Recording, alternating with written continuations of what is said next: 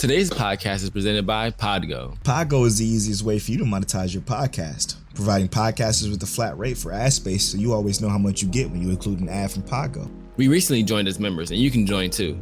Apply today to become a member and immediately be connected with advertisers that fit your audience. Join today at podgo.co. That's podgo.co at podgo.co. When they ask, how did you hear about Podgo? Tell them MicCheckWaifuWaifu sent you.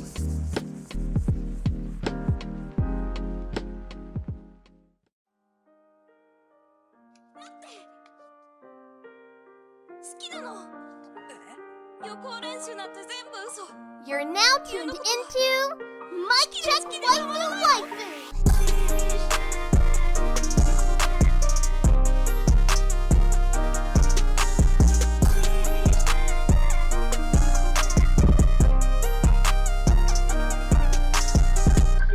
Polo and Tell, is that you? MicCheckWaifuWaifu. King Teliano, is that you? Pregnant pause. Ain't it always me? It's always you. What's up, bro? This is episode 57 of MicCheckWaifuWaifu, brought to you by Lube Complex. Make sure you go to lubecomplex.com and use that offer code waifu. Also, don't forget to check out guildflags.jp if you're a podcaster, streamer, or just want some dope anime merch in your office, room, or etc. You can hang it up on your wall. They're dope. Check them out at guildflags.jp. This show is also brought to you by our Patreon producers, one whom is a brand new Patreon producer. Shout out to Chris Kennedy for supporting us at the producer tier, the weeb tier. We appreciate you so very much. And we also did get another new patron at a senpai tier by the name of let me make sure I get their Twitter handle correct because I do not want to mess that up. Shout out to Rob J for making sure I don't know more. Keep us on our toes. Yes. At _ it's me, Shanti. Shout out to you for being our senpai. We appreciate you so very much. That's our second senpai sub. Everybody else has been either producers or otakus, and we appreciate it all the same. It's also brought to you by our other Patreon producers, Monique Williams, Connor, Explicitly, and D Prince. Holy shit, that family's getting thick, bro. Just like this episode about to be. Listen.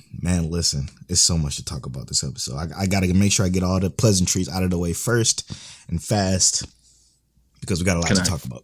Can I get one of the pleasantries out the way? Yeah. If you haven't checked out the MicCheckWaifuWaifu Teespring, I just ordered some stuff, obviously, because MicCheckWaifuWaifu is my life. I got the beater with both Navi and Sarah on it. It's about to be clean, the 1 year anniversary edition. That's gonna be my first workout shirt, and I'm about to be flexing that boy all the time. Let's go. And I also got the MicCheckWaifuWaifu mask. It's about to be clean. MicCheckWaifuWaifu. Is that you? That's about to be dope. I'm wearing that boy to work. I got a black one and I got a blue one. Hell yeah! So it's about to be lit. Check out shop.MicCheckWaifuWaifu.com for all things MicCheckWaifuWaifu merch. Also, hey, listen, our Discord is open to everybody. You can find that at discord.MicCheckWaifuWaifu.com as well. We literally we've been in there recently, chilling, just talking. So come find us there. And we're gonna bring the watch-alongs in. We said we was going to do that literally episode 1 of MicCheckWaifuWaifu, by the way. So we're going to make sure we bring that too. It's possible now. It's definitely possible because there's so much anime. Listen, so obviously the summer season is in full effect, okay? It's obviously way larger than it was supposed to be because of COVID-19 pushing everything out from spring into summer. Like spring, we had like 3 shows, but summer, it's all here. It's so many fucking shows that are here. We're going to talk about some that may have not been on your radar. We're going to talk about some that is on your radar. We're going to talk about the popular joints. We're going to talk about some that you just shouldn't watch. We're going to bring it all to the table right here in this episode 57. We also got a nice song from somebody. Actually, a bunch of songs we got queued up for a break. It's actually been ridiculous. You guys have been emailing us at contact@MicCheckWaifuWaifu.com and sending you your lo-fi joints to our email. And we queued up for quite a few breaks. So shout out to Padius for the song we're using during the break. It's called Embrace. We'll get there soon enough. And we also introducing a new segment too. So that's going to be fun. I can't wait for that. But damn, Tell, where do we start, bro? Can I just start with something random? Because this ain't really got nothing to do with my list. Okay. But it is something I watched. Okay. I finished Twin Star Exorcist anime. Whoa. And for the longest time, I had not finished it because I thought it was trash and I hated the divergence on it. And I kind of feel like I gave it an unfair judgment. And I judged it as trash without finishing it. I finished it and I still think it's trash. I fucking hate the Twin Star Exorcist anime. It is the second worst anime I've ever watched in my life. Wow. It's really not that bad though. Like, it's not that bad. If you never touched the manga, it wouldn't be that bad. But they did stuff that's not true to the manga. That's why it's so bad. It's so different, right? So like, spoilers. Now, I'm only saying this is a spoiler because this is just a show I gotta talk about and why I hate it. All right. So basically, spoiler you're gonna alert watch on this show. This is about to be a Twin Star Exorcist spoiler. Real quick. Rokuro is a Kagari, which is basically a demon or whatever in this world. And that's not true in the manga at all. And it just doesn't hold up to the actual story of the manga. It doesn't have the same consistency. It isn't just good. There's a villain who pops up who just has nothing to do with the world. They just introduce characters who don't have shit to do with the world or who are introduced way too soon and have nothing to do with that part of the story. There's dragon spots and there's no dragons in the fucking show. I don't know. It's just trash. It's hot garbage, hot doo-doo fire. Like, this shit is the second worst. Like, I'm dead serious. Like, if Demon Lord Retry didn't exist, this would literally be my most hated anime. And low-key, I think I still hate it worse than Demon Lord Retry.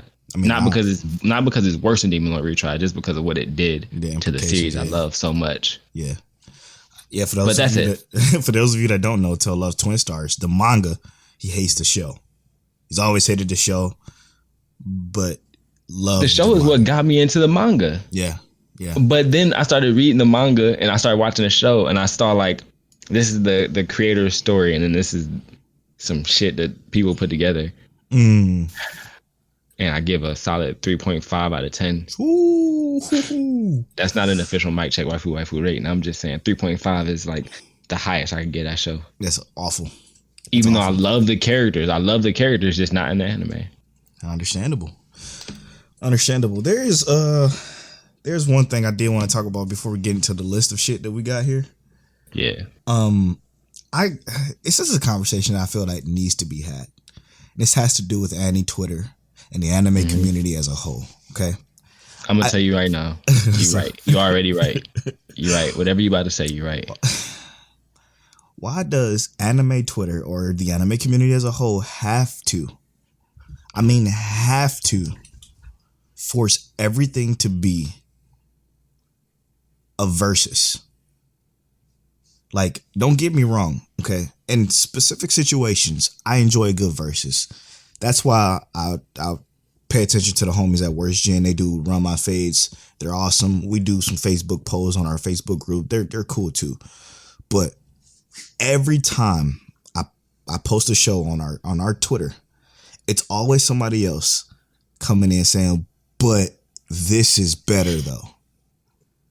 I understand that. I understand what you're trying to say. I get it. It makes sense to you. Right. But just because I call one show great or good or I like it a lot does not mean I'm saying that another show is bad. Like, right. Even when it's not even in the conversation, like another show isn't even a part of the conversation that I'm having, but automatically somebody wants to put it in the verses. Like, I caught something a slice of life banger this season. Somebody automatically said, but this other slice of life is a banger though. Like, is a better banger. Like, and it probably is. You're probably exactly right about that. It is probably a better show, but it does not take away from the fact that a show is also this other show that I've mentioned is also a banger. Like, it's okay. Right. It could be more than one bangers. That's all I'm gonna say. It can be more than one fire episode. There's been entire years when anime dropped, and it's been like, yo, why is this year so hot? Yes. Why is this year so fire? Like the whole 3 years in between the year before ReZero dropped and the year after ReZero dropped. Mm-hmm. That whole 3 years was like just straight fire. That's when Chivalry came out. Yep. Some of my favorite stuff came out those 3 years. Yep. And those years back to back been fire. Yeah. And it's okay. It's okay to have multiple fires. It's okay. All I'm gonna say is one show could be good, another show can be good. One show could be bad, another show can be bad. But they're not mutually exclusive. Just because they fall in the same category. Also, Polo didn't mean to spoil Fire Force with saying there should be multiple fires. He didn't mean to do that. Oh, Fire Force, boy, oh boy. We got a lot to talk about. Okay, so but I did want to say to kind of go off of what you were saying, because everyone likes a good comparison, and I will say that's more than just the anime world. Yeah. In anime, obviously, a lot of people like comparisons because some of the most famous anime are battle anime, where it's like, how strong is this person? So everybody wants to see how strong their favorite character is versus someone. They do it in Marvel, they do it in DC, they do it in anime, they do it in John Wick versus, I don't know, whoever. Yeah. Blade. The reality is though, well, Blade will work that dude. But the reality is though, is that like everything doesn't have to draw a comparison, and we do compare things because we want to see how high our favorite thing rates into comparison to someone else's. But sometimes that doesn't matter, right? Like you can just enjoy something without it being a comparison. You can enjoy this series and not have to necessarily put it up with something else and say this is the good from this and this is the bad from this, because just so you know, the bad from something might be way better than the good from one thing you like, and some person might like it because they do it different, they deliver it different. It's all about delivery, it's all about the context. Exactly right. So let some people breathe on the comparisons once in a while. Yeah, I'm gonna keep going under the Run My Fades. I like those, and I'm gonna keep doing the Throwdown Thursdays. That's what we do. Yes, and that is okay. Those are specific scenarios where I think that is okay, because that elicits conversation. That's a specific conversation that's being had at that particular time. But shout out to what is it? Primus6 on Twitter. Yeah, Primus6 is always Primus6. Primus6 dropped the fucking gems all the time about like, yo, just because watching God of High School has these fire ass scenes, somebody automatically says, but can he beat? But is it better than? Well, Primus6 is already the hottest of ever, Yeah, like yo, we all are just regular people enjoying some anime, and when some fire shit drops, let's just embrace that fire shit and talk about it and have fun with it. It doesn't always have to be a greater than or less than fucking symbol. I hate those tweets more than anything, except for the one about Rem. Because Rem is the GOAT. She is the GOAT. So that one was the best. But the only waifu I put above Rem, and I think I told you this. Yeah, and our comes from Steins 1 year anniversary. Yeah. Oh yeah. No, I feel you. And I still appreciate you for introducing me to that. I still put Pantsu. Wait, but Miku. Fuck Miku. I love Miku so much. All right. Anyway. All right. Can we start this off with a surprise? Let's do it. So I watched the anime, and I don't know. I hope this isn't one that you kind of wanted to wait till later to spoil. Oh, so I guess I should explain that real quick, right? So what we plan on doing is we plan on talking about shows that we enjoyed, what we enjoyed about them as spoiler free as we possibly can, just to give you an inkling of what you should watch this summer season. And then towards the end of this podcast, probably the last 15, 20 minutes or so of the podcast, we're going to go into full spoilers into specific shows that we want to go deeper into. So stick around. We're not going to spoil any of the new shows for you until we get to later in the show. It's episode 1s of most stuff anyway. So even still, I think that should be fine. If it's a spoiler for episode 1, just watch it anyway and continue on from there. But yeah, that's how we're gonna do this episode because we got a lot to fucking talk about. But yeah, so go ahead. What you got? I watched Rent a Girlfriend. Oh shit, that is a surprise. This anime, I just want to say right off the bat, is probably going to be one of my favorite of this season. This shit is so fucking good, bro. I don't know. I don't fucking know. Remember what I said? Where this shit came from, bro. Like this shit hit my radar an hour before we started recording. I just turned this shit on. And I was like, yo, what is this? And why is it so good? I think this is what I tweeted about 4 days ago. I think it was saying this is going to be a banger or something. Yeah, I don't know. I don't know, actually. But Rent a Girlfriend is fucking fire. It's fucking fire. I'm going to avoid spoilers right now because we're going to talk about it later. But Rent a Girlfriend, as of right now, is already on like my highest. Like I think I enjoyed this episode more than I enjoyed some of the others that were my highly anticipated for this month. Interesting. Like I enjoyed this more than some of the ones that I expected to like put at number one. Mm-hmm. Like this is probably one of my more enjoyed episodes. And our summer 2020 preview, I told you I'm gonna be looking out for this one because it's everything I wanted. It's romance, ecchi, slice of life. But like right now, this is my number one episode of the month. No, what? It definitely is. This is. I know. It sounds ridiculous. It sounds ridiculous. It sounds ridiculous, but it's my favorite anime. So favorite episode for episode 1 of the month so far. Yes. No way. Are you kidding me? I'm not joking. I know it sounds wild, but I enjoyed this first episode so much. It's so good. And it threw me way the fuck off, bro. I wasn't expecting to enjoy Rent a Girlfriend. Like I just turned this shit on. Weren't you invested already though? Already, bro. Like, oh my goodness. First of all, Kazuya and Chizuru already off the bat. I'm just like, yo, this situation is like an entanglement. Oh no, no, he did not. I'm about to walk away. Can that be the title name? The situation is an entanglement. Yep. Oh man, but look, bro. Oh my god, bro. The episode got me hype. Like, and I don't mean hype like I'm about to, oh, let's go. But I kind of felt that way. Mm-hmm. And I'm sorry to say it because I wasn't expecting it. This is actually, I think I enjoyed this first episode more than I enjoyed literally everything else. Now, there were some other episodes of this month that, in terms of context, like I enjoyed that episode in terms of context and where it might go in the future more. Okay, but stop. Let me just make sure I'm hearing this correctly. So, more than ReZero. Yes. More than Sword Art Online Part 2. Yes. More than Misfits of a Demon King Academy. Yes.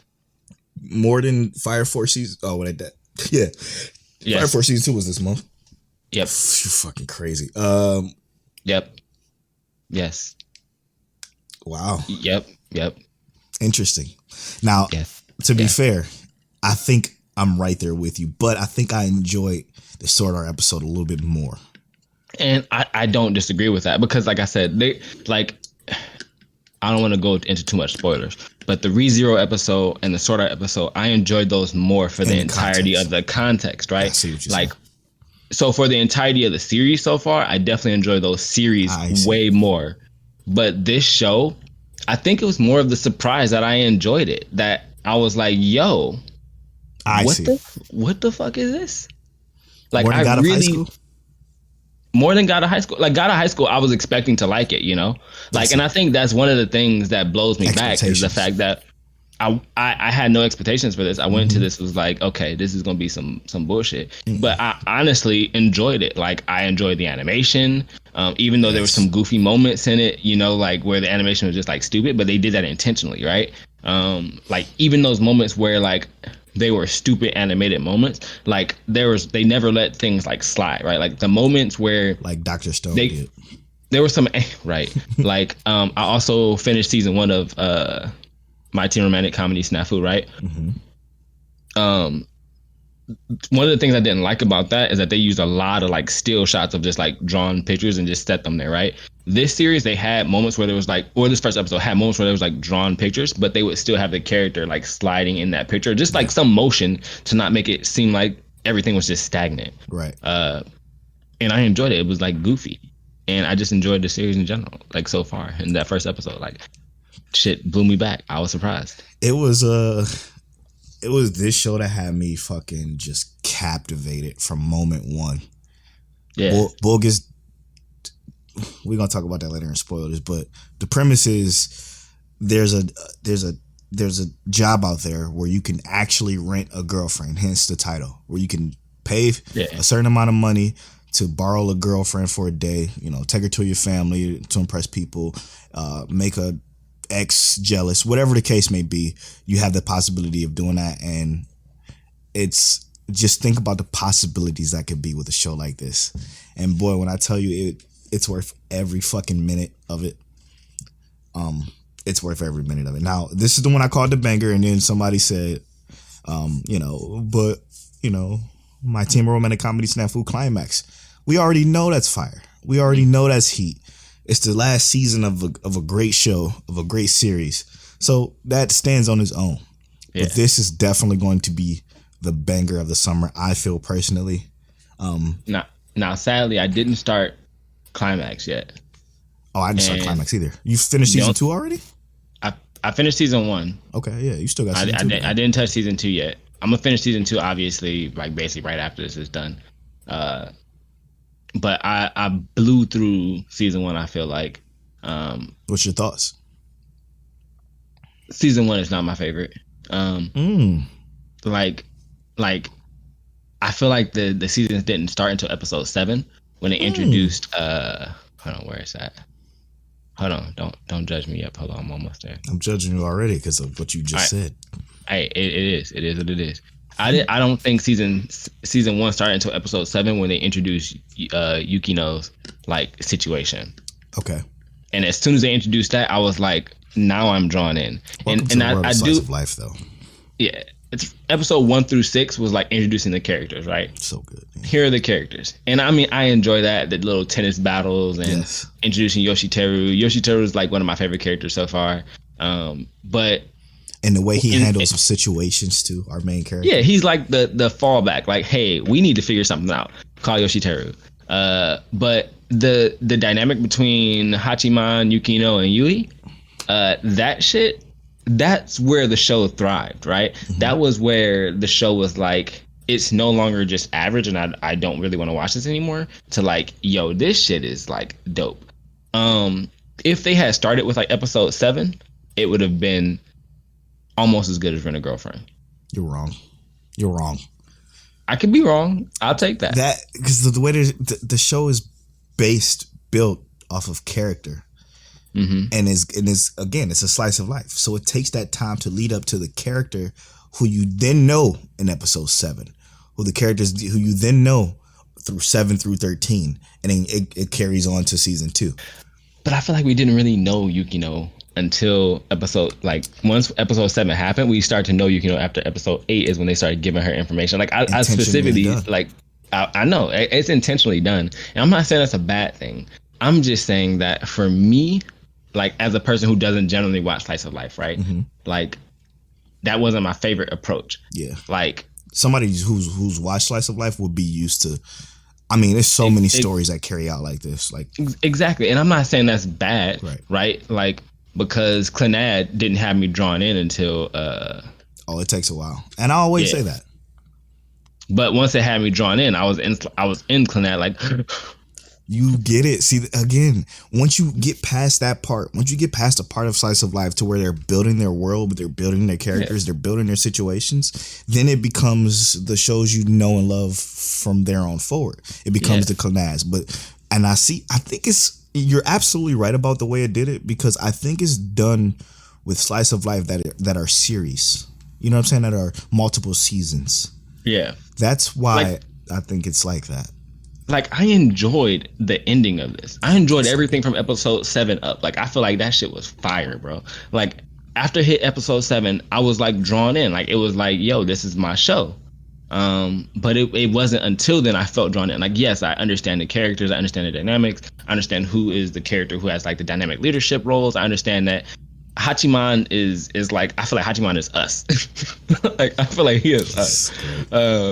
Whereas like I know I might be more outgoing than him, but my mentality is still like his, right? Like I observe from afar and I try and figure out things. I don't mind being the bad guy as long as it gets the good result, right? Yep. Like Hachiman is I. Like I am Hachiman. I feel that. But you know, I don't really, I didn't really feel it until episode 7. Like I felt him in the beginning. I liked Saika in the beginning, even though he's a dude. Like, yo, that effect he had on everybody, that shit was dope to me. It was still funny. Like, I was like, yo, you're tripping. But I didn't feel the show like an actual care for the show until episode 7. That's and that was like basically the end of episode 7. And after that, it was like ramped up. Wow. I was invested from the beginning. Life guru. Because of Hachiman, though, because of who he is and the way his character was set up was so fucking perfect to me. And I absolutely love the pacing and the way it ramped up to like, yeah, episode 7. And again, I fucking binge shows like crazy. So when I think about episode 7, that could be episode 3 to me. Cause I'm just binging the shit straight through. Like it doesn't matter where the episodes fall, but they're always there. And it felt so fucking satisfying and good to just know more. Like no. So good. Now I stand by what I said on Twitter. He is by far the most relatable character I feel like I've ever seen in anime. Mm-hmm. Like I don't think there's anyone that I felt like more like in sync with than Hachiman. Like I ain't like I said, he is the most relatable character. Yukino, like I said, I think last week I didn't think I was gonna like her. I still I like her more, but I still don't like her personality. But like I understand her now. Yes. And I'm not upset with her. Yui, I like her. I liked her from the jump though. You know, like that's what she was there for. She was there to be liked. Mm-hmm.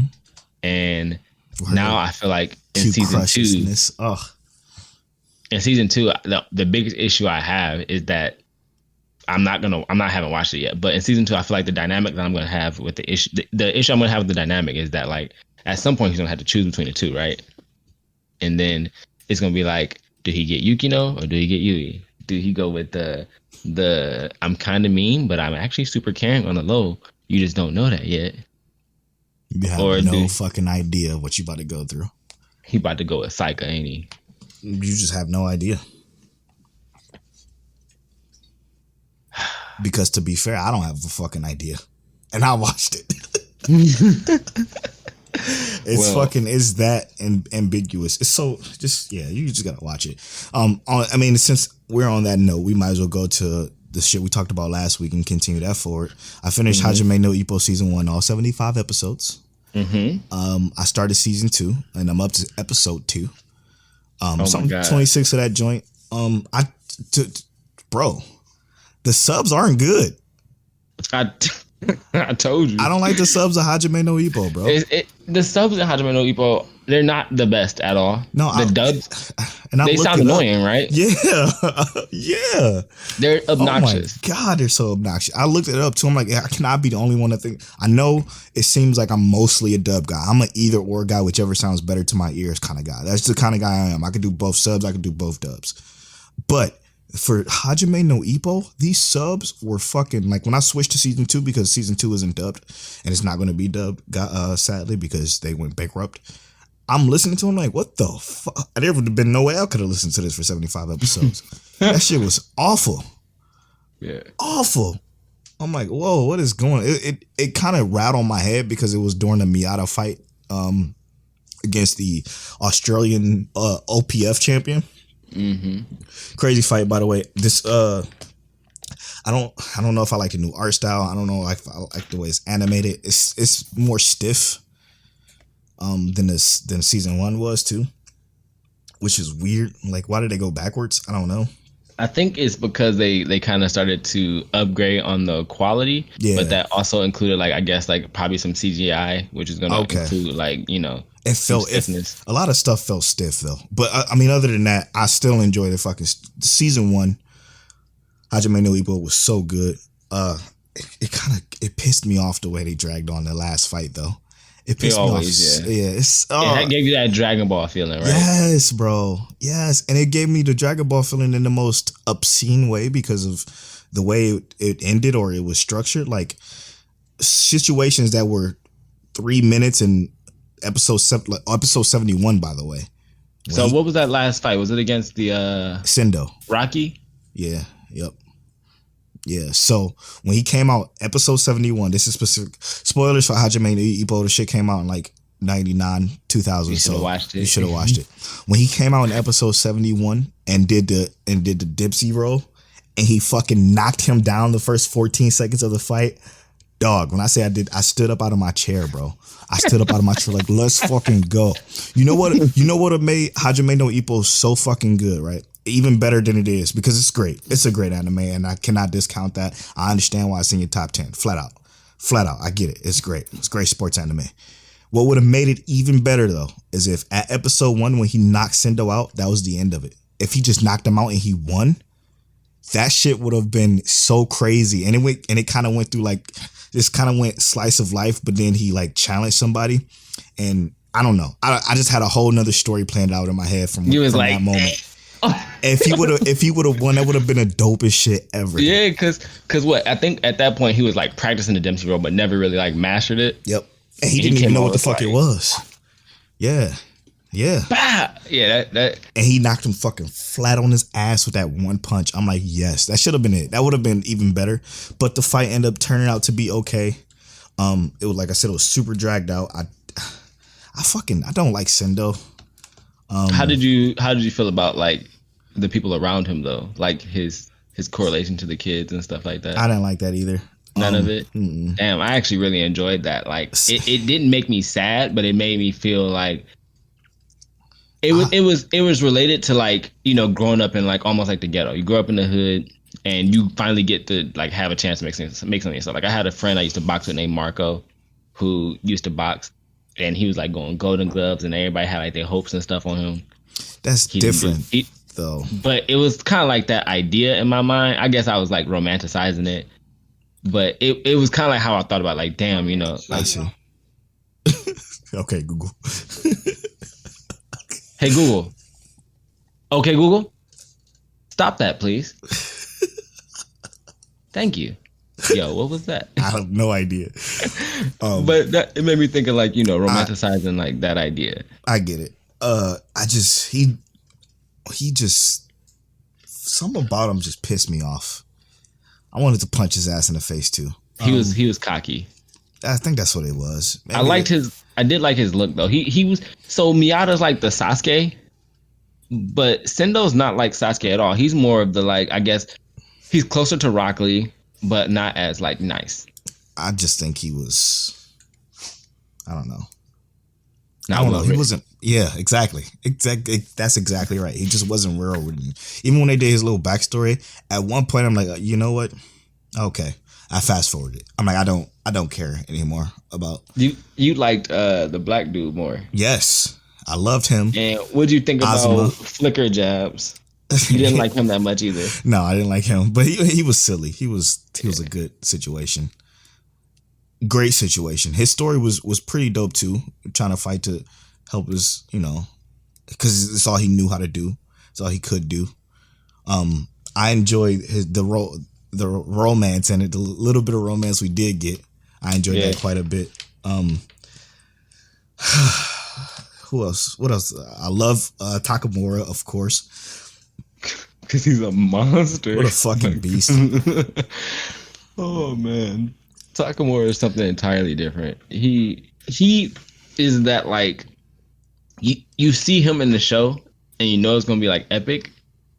Like when the moments that made me feel something special about Takamura was like not even necessarily the fights. It was like when Ippo spent the night over his house, and you know you go over there, you see like a stack of like porn comics or whatever, or porn books, but you also see that he hasn't eaten anything other than like a raw tomato. Yep. Like in preparation for a fight, and then he goes to the fight, and he goes to the fight the next day and destroy dude. Yep. Like even though he got like a flat, dead, empty stomach, Like, yo, my dude literally doing whatever he can. I love the fact that he was inspired. Sorry, my dog just went fucking nuts. I was happy that he was inspired by Ippo too. Like that was fucking awesome. He was like, every time something was going wrong in Takamura's like corner, he would hear Ippo and it would encourage him. Like, I can't go down like this in front of the homies. Like, I gotta in front of the kid, you know. I gotta step it up because, you know, I'm the reason he's here. He's the reason I'm here, basically. He kind of had that Yusuke backstory where, like, you know, Yusuke was a street fighter all the time, and that's how he got started. Yeah. Takamura was the same, you know, he's a street fighter, and oh god, spoilers. He got into a street fight. He was a street fighter, and that's kind of how he grew up. He was like, all right, I'm gonna become a boxer because I'm obviously good at throwing hands. Right. Let's keep throwing them. All in all, though, good season 1. Season 2 so far, the subs is fucking just, not feeling it. Whoa. Yeah. I don't like the announcer. I didn't even know season 2 wasn't dubbed. Yeah, it's not. It's I just wish it. Stop, Saber, stop. My dog is literally going nuts right now, and I gotta stop it. But yeah, it just no. Not it. No, not the subs anyway. I'm curious about what's about to happen to Miata though. Look at, see, you about to get his ass fucking stomped. Oh man! Last I saw, he was gushing blood out of his mouth because the fucking dude countered his counter with his elbow. So I'm looking to see what's gonna happen in that. I'm gonna continue watching it. Obviously, holy shit, it's a lot of episodes. I hope I can make it through the sub. It's only 26 episodes, so I think I can. I just blew through 75 like it was nothing. So yeah, it was also dubbed, you know. That's true, and I was, to be honest, there was a few times where I would pull up like a game or something, be playing the game and looking over at my other monitor and watching it that way. But yeah, great. So far, so great. Okay, all right. Want to go into something else I was watching? Yes, sir. So I watched this anime because one of our new Patreon producers, Chris Kennedy, what's his name? CJ Never Poppin' on Twitter. Oh, that's Chris Kennedy. Yeah. Oh shit! Now it all makes sense. Okay. He keep telling me to watch 91 Days. Yeah, I started it too. I'm on episode 3. Episode 3 or 4? I think episode 3. Where you at? 1. Okay. Now he kept romanticizing and talking about how hard this first episode is. Like, it's one of the best first episodes of anime. Yeah. I don't agree with that. Me either, dude. Okay. All right, Chris, bro. you gotta let us know, bro. What? Now you hit me on the Tower of God like years ago. You told me to start reading Tower of God, and I did, and I agree with you entirely on the Tower of God front. Okay. On the 91 Days front, though, that first episode ain't the best first episode of anime I ever watched. Now I will tell you though, watching this like 3 episodes in feels like watching like an American Italian film. Like, I feel like you watching in dub or subs? I did both. I watched both episode 1 in sub and both episode 1 in dub. I did like the dub was, I wasn't feeling it. I wasn't feeling the subs, and the reason I'm gonna tell you why I wasn't feeling the subs is because although it sounds goofy sometimes, the accent gives it a different light, right? It made me feel like I was watching some mob gangster anime, and they might be hitting some kind of mob moves. Now, I'm not saying you're talking about perfect. The dub, right? Yeah, the dub. Okay, yeah. The subs don't give you that vibe. At least I didn't feel like it gave me that vibe. Now, I will tell you, it also sounds goofy sometimes because you're looking at the characters and they don't really look Italian. They look like Asians. Exactly. So the Italian voices kind of sound stupid sometimes. But I do really enjoy the show. Like, it's not bad by any means. And if I didn't just pick it up, was it yesterday? Yeah, if I didn't just pick it up yesterday, I probably would have already been finished with it. Yeah, I'm gonna continue it. The first episode though, I kind of was bored. I'm not gonna lie to you. I kind of was bored. The beginning was kind of heartfelt. I felt it, like I did feel what happened to his family, but the dub took me out of it because of the simple fact that all of these voice actors I recognize because I watched a lot of dub, and all of the voice actors are terrible at doing Italian accents. They're like god awful. Like it's some of them. It sounded like it was code switching almost. Like some of them were switching from Italian to something else, like to like French. It was weird as fuck. It didn't sit well with me. Only because I know these voice actors, and the voice actors they used were great voice actors. Like they're good voice actors. Just doing this accent thing and it wouldn't work. Yeah, for me. they should have been in their original. They could have just grabbed some regular ass Italian dude off the street and be like, "Hey yo, we need you to do this." They didn't even have to do that. To indicate, just put a fucking a letterbox and tell me where it is and what year it is, and then move on. Like, you don't have to do accents. I know you're trying to be a little bit more immersive, but that shit didn't work. But I do want to keep watching because I love the dynamic of basically the two brothers. I'm gonna call them now. Because that's what they said they were. Essentially, yeah. They're not real brothers, you know what I mean? But yeah, I'm definitely gonna watch it because boy. It looked like it's gonna bring some heat. It's gonna be hard to continue watching it. I can't binge it like I am fucking Hajime and all. It's only 12 episodes, right? No. Yes. It's only 12 episodes. It's 2 seasons though. Oh, is it? Yeah. Damn. Yeah. Oh, it's a side story. Oh, is it just a side story? Yeah, it's not 2 seasons. It's 2 side story episodes. They specials like OVAs. I think. Oh, okay. Okay, no, I can do that. It's only 12. Okay. Maybe I'll do it, but it's probably gonna take me a couple of weeks because, I mean, as you know, Hajime, and then I got 9-10 other shows here, so it's gonna be it's definitely getting watched, and I can't wait. Maybe we do a review for that for Chris. Okay, yeah, sounds good to me. Let's do it. So whenever we finish that, maybe a few weeks from now, but we're gonna do a official MicCheckWaifuWaifu review for you. Let me go into something though that I enjoyed fucking more than anything. The homies at Otaku IRL, Kill Switch, he's been a part of he listened to us from the beginning. He got their own podcast now called Otaku IRL, so check them out. He said that this is a guilty pleasure. He said it's a good trash anime, and I wholeheartedly disagree with this one, but it's the Misfit of the Demon King Academy. I'm not saying the full name, it's a fucking long ass name. This show has the potential to be better than fucking, you know how you love Chivalry of a Fell Knight, and how I would, what was, oh shit, I can't remember it. Fuck, what was Asterisk War? Asterisk War, and I was the Asterisk War guy. I think I'm gonna like this better than Asterisk War. Yeah, I see that because to me, this has chivalry energy, like big chivalry energy. Like I feel this entirely. As soon as I saw our main character, I was like, "Yo," I was like, "Nah, man, this dude is about to be dope."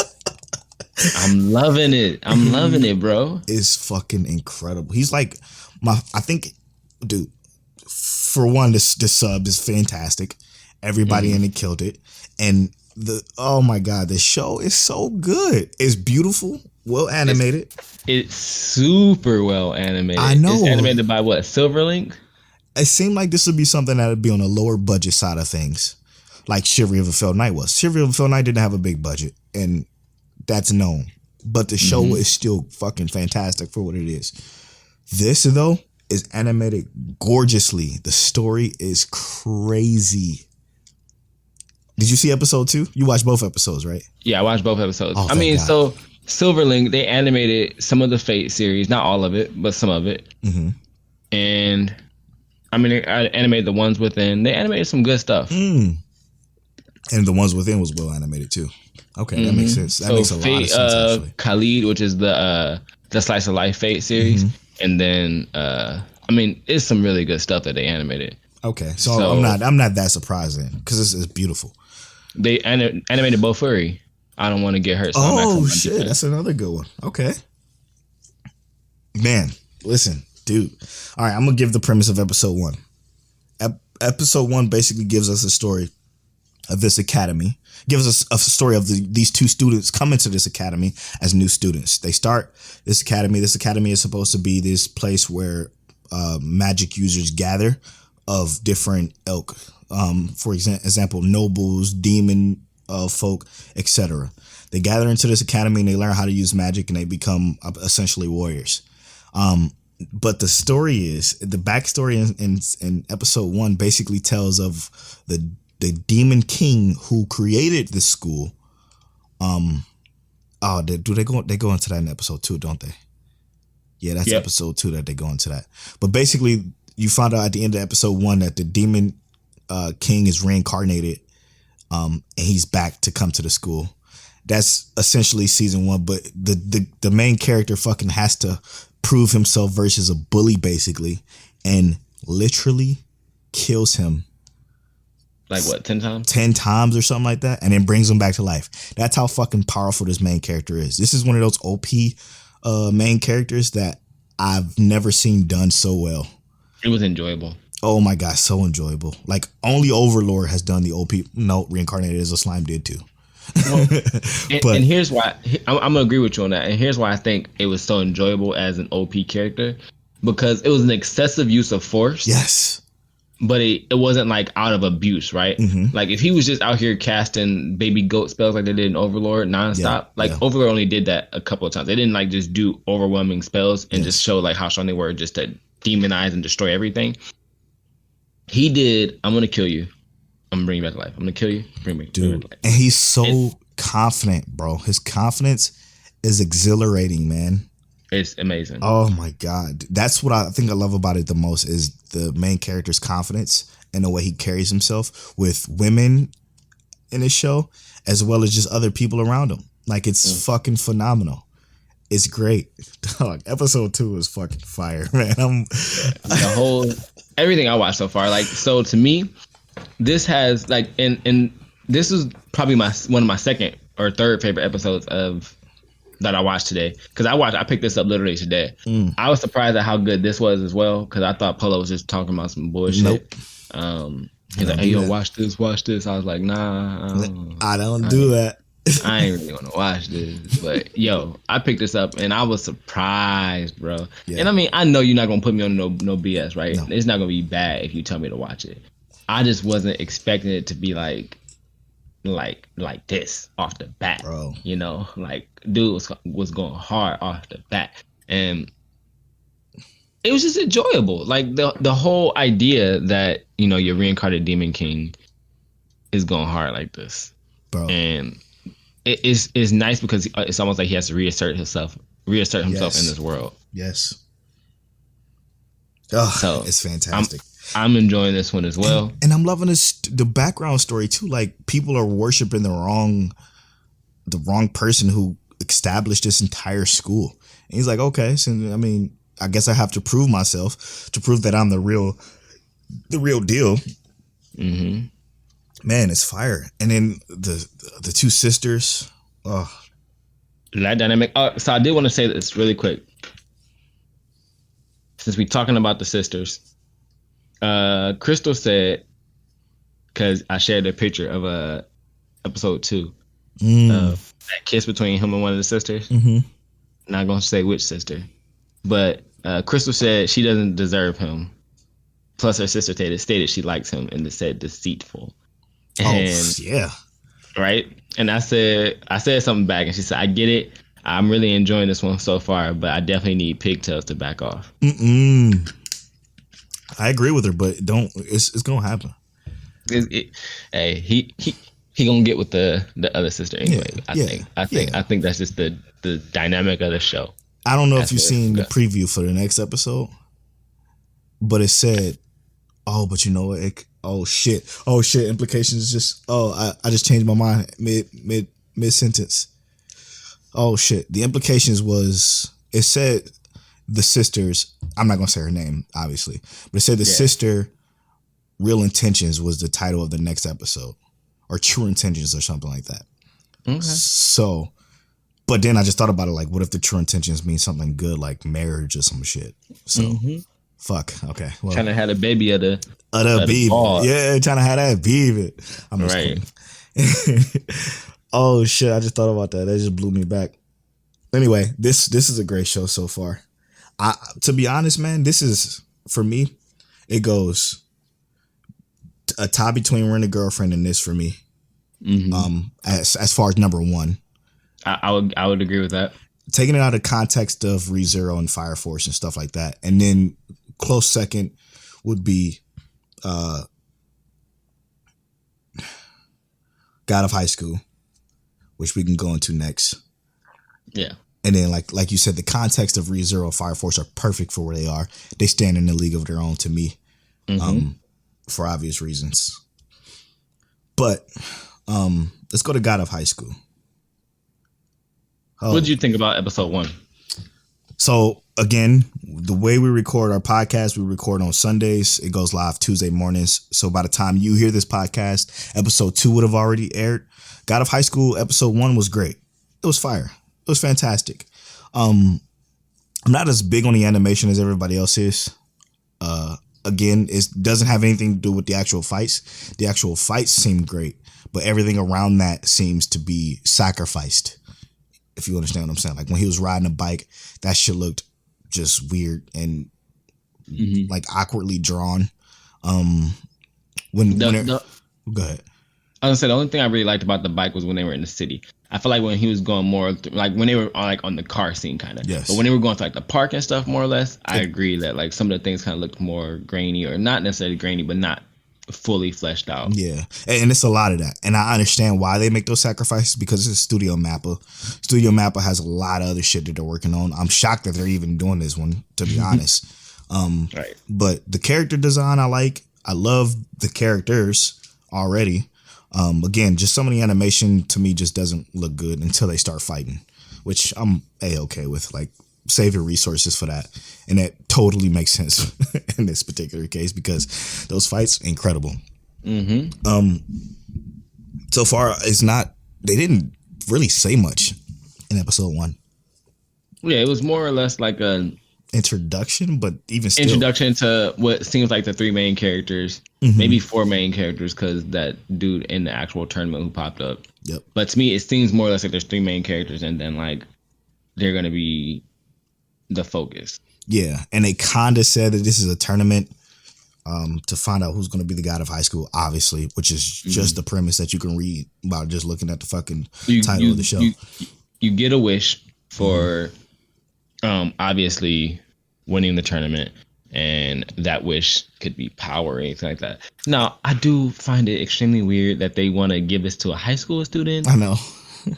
That idea is kind of weird, but yeah. I get it, like, if you can, become the God of high school and make your family super lit, take it. Sure, go for it.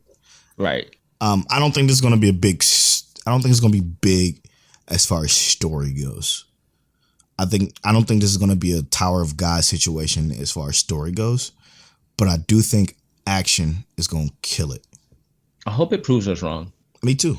I mean, it's not saying that I don't like it. I don't want people to think that I don't like it. Yeah, no, I'm saying I agree with you. I sincerely hope it proves us wrong. Like, I hope there's story and action. Yes. I want to see a series do both of those things extremely well. Yes.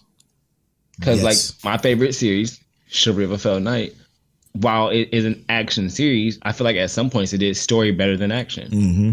And it didn't capitalize on action when it could have did, both of those things. So I hope that this is a series that does both well. Whereas like Tower of God to me did a lot of the story way better than it did action. 100%. But it paid off, 100%. Whereas I hope that in season 2 they don't do too much action and let off on the story. Like it's supposed to be story dynamic through the whole thing. Yes. And that's what's important to obviously us at MicCheckWaifuWaifu. We're story guys, man. Like we love story, we love character development, we love growth. We love intrigue. We just love it. And I mean, action is cool, but then you just become Dragon Ball Z, which is okay. It's okay. So I do want to talk about another one that I watched. I got one more too that I just kind of picked up right now. We're already an hour into the show, by the way. So an hour in? Yeah. Holy shit, bro! So this entanglement is very hefty. So I'm gonna do. Feels one like more it's gonna go. This entanglement feel like it's gonna go into August, but it is. But let's keep going. Hopefully not in the Jada no more. Fuck. Let me throw these 2 out here real quick. I watched Monster Girl Doctor. Okay, I didn't watch that one. I watched Peter Grill's whatever the fuck it's called. Peter Grill, I'm throwing on a pause list to binge later. Monster Girl Doctor, I'm throwing on the pause list to binge later. And I'm doing that because these are ecchi comedy shows that just aren't as interesting story wise. Peter Grill is actually a short, so it's only like 12-minute episodes. But essentially Peter Grill is this guy who became, literally in the first 3 minutes of the show, became the world's strongest fighter in the entire world. So because he became the world's strongest fighter, these girls of different races are attempting to get his seed so that they can create the world's strongest offspring. So two ogre sisters, these two ogre sisters are trying to get his seed. He's actually engaged to the queen of this nation who basically threw the fight, and he's trying to marry her, but he's committing adultery because he's a weak-minded man. The show isn't that good, but I'll binge it because it's 12 minutes. When it's done, I'm not going to worry about it anymore. Monster Girl Doctor is about a doctor who take cares of monster girls, but the way he does it in very explicit ways. And his nurse or his doctor partner is a snake who is his childhood friend who has a huge crush on him and doesn't want any other girls touching him. So basically turns into a harem, or what seems to be a harem situation. But it's basically Monster of the Week, but curing the Monster of the Week, essentially. So the first episode, he had to cure a, what they call a centaur girl who was a fighter in this competition, who was losing, who lost like 13 matches in a row or some shit like that. The doctor, he ran tests on her. She was healthy as all can be, but figured out the Monster of the Week. Spoiler alert for the first episode. She just needed new horseshoes, basically, to get her balance straight. And he solved that issue. So it's basically a Monster of the Week situation to where he's trying to find the solution to these monster girls' problems in very obscene and edgy ways. Is it good? Nah, it's mindless. You can turn it on. But it's not bad either. I just figured I'd get those out the way. Okay. Binge later. I don't think I'm gonna watch that doctor show, that monster girl doctor. Don't watch Pretty Grill though. If you choosing Pretty Grill over Monster Girl Doctor, then that's the wrong choice. I'm picking Peter Grills. I picked up Gate. Yes, I love a series Gate. I haven't watched yet. I watched the first episode. I only watched the first episode. I love Gate. Feels like a reverse isekai. Yes. But no. That's what it feels like. Kind of like, you're in Japan, and then all of a sudden, all this like almost seems like medieval creatures start coming through with like magic and weapons and swords and shit, and they just fighting. And we got this random dude out of nowhere who's like, yo, I can't believe this is happening. Former military. Yeah. Can't believe this is happening right now. Like, he already knows what's happening. And he kind of starts like directing traffic, throwing hands, killing people off the bat. Like, to me, the vibe was like dope as soon as the first episode came on. I was like, I bet. Like, I'll take this. Like, this is kind of what I was looking for. Like, just to throw something on, and it's just good from the beginning. I'm going to continue to watch it. I'm going to finish this next week as well. I'm trying to finish My Teen Romantic Comedy Snafu Season 2. And give like a full like idea on what I think about Gate. But that first episode so far was lit. I have seen some like spoilers on accident where I think I saw like a battle or something like that, and they were using magic. So I don't know if there's actual like magic outside of like the gates or whatever. But I'm excited to see it and see what happens. And I'm gonna give y'all my full idea on the next week. Yeah, just to give you a heads up, it's a full isekai, so just prep yourself for that. I know they came to our side first, but it then becomes just an isekai, so keep that in mind to temper expectations. That I love Gate though. Gate is a good one. It's a joy.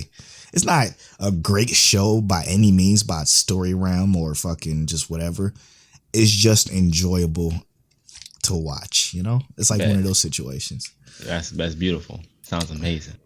All right, let me run through this one real quick. Yuzuki-chan wants to hang out. I watched that. It's another slice of life. Mm-hmm. The premise is a girl is trying to get a guy who was her like high school friend. He was a senior in high school. She was a sophomore, or junior. Sorry. He's trying to. What's the name of that again? Yuzaki-chan, I think. Yuzaki-chan? Yeah. Okay. Wants to hang out. Basically, she's trying to get her friend who they're in college now. He's a sophomore. No, he's a junior now. She's a sophomore. She's trying to get him to not be so introvert because he's an introvert. He doesn't like to hang out with people. He's spent his whole college career so far alone by himself, and she notices that her freshman year and her sophomore year, sophomore year, she's trying to change that by hanging out with him and just doing fun stuff with him. Eventually, it's going to become romantic, you can tell. But it's okay. It's super. I don't know if I like her because she's trying to force somebody to not be something they're comfortable with. Yeah. And I'm not sure if I'm a fan of that premise at all because that's just not. I would never try to force anybody to become something they're not. Is she like being aggressive with her? Or is she trying to be like extremely cool? No, fucking yeah. If it was less aggressive, then I think I could roll with that. But when you like trying to force it on them, like she's like let's go to the movies or shit like that. Let's go get some food. Let's go to the batting cage. She's like, no, I just want to chill. This is my day off. I want to go handle shit on my own. I want to go do my no. We're doing this together. And that shit just didn't sit well with me. So every time something like that would happen, I would sit here and like hit the face that we always make when we see something we don't like. Like, back the fuck up. She's very well endowed. She got the plot. If you know what I mean. From the front and the back, or just the front? Just the front. She's extremely cute. Not my waifu type. I don't know what it is about. Maybe it's just because of the way she acts. Yeah. But I'm gonna keep watching it. It's gonna be ongoing for me. It's gonna be a week to week that I continue watching instead of like Monster Girl Doctor and Peter Grill. But yeah. And superheroes too. Episode 2 of superheroes dropped. I watched that. God knows why. I don't know. Because you wanted to. Yeah, I guess. I'm intrigued. I guess I don't know why. Huh. It's not good. It's just not a good show. We talked about that last week. Yeah, not good. But I'm gonna keep watching it. So whatever, dude. Judge me not. It's not good. But I'm gonna keep watching it. What you got, Till? I think we should take a break. Let's do it. We're going to take a quick break. This break is brought to you by our new friend, Padius. His links are in the show notes. If the show notes let me put the links in for some reason, because sometimes they just don't. Mm-hmm. I'm going to make sure it gets in there, though, this time. Padius, shout out to you for your music. It's incredible. I'm probably going to pull another one of your tunes if we ever run out of music, because your shit is great, dude. Thank you so much for letting us use this song. This song is embraced by Padius. His YouTube is in the link. His Spotify will also be in the link, I believe. Yes. As well as his, no, it's just his Spotify, I think. I got to check the email to see what he sent us. But check it out in the show notes. Go comment on his stuff on his YouTube. Subscribe to his YouTube. Say, hey, MicCheckWaifuWaifu sent us. We love your music if you like it, which you probably will. It's pretty dope. But before we do that, no, we don't want to give recommendations. This whole episode is a recommendation. Yeah. So when we come back, we're going to roll into our new segment.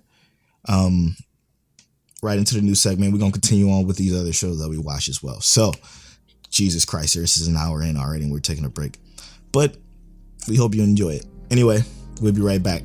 Talk to y'all soon.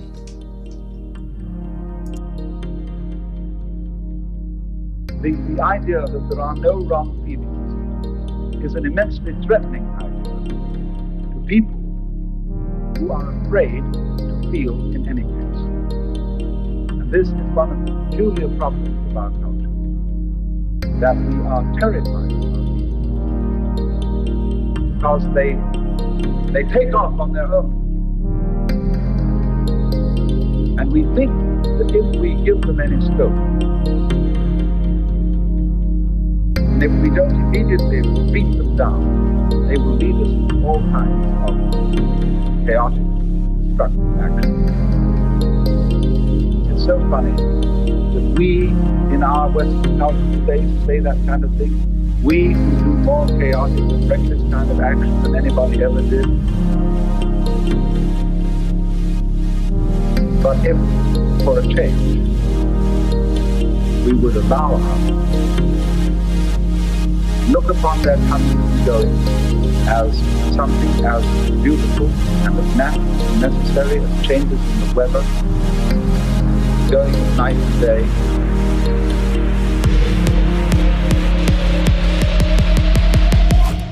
we would be at peace with ourselves.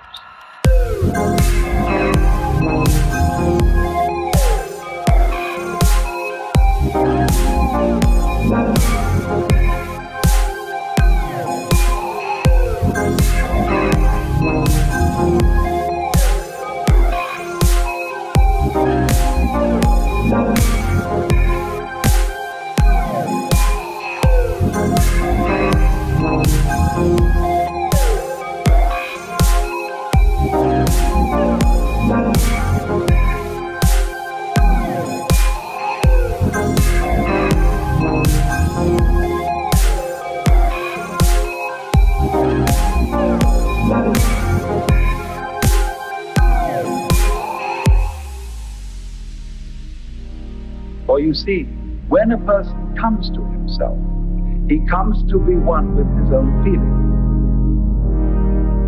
And that is the only way of being in a position to control it. It is in exactly this way that the sailor always keeps the wind in his sails. Whether he wants to sail with the wind or whether he wants to sail against the wind, he always uses the wind. He never denies the wind. Well, and it's exactly that same sense that a person has to keep going with his own feeling. Whether he wants to act as the feeling obviously suggests or act in a different way, he has to keep the feeling with him because that's his own essential self. But when he attempts simply to sail against the wind, he's lost himself. He's become just a kind of empty mask, which hasn't got any real life behind it. And all its protestations of love and goodwill are hollow. And when we apply that to the moral world, what is what one feels generally.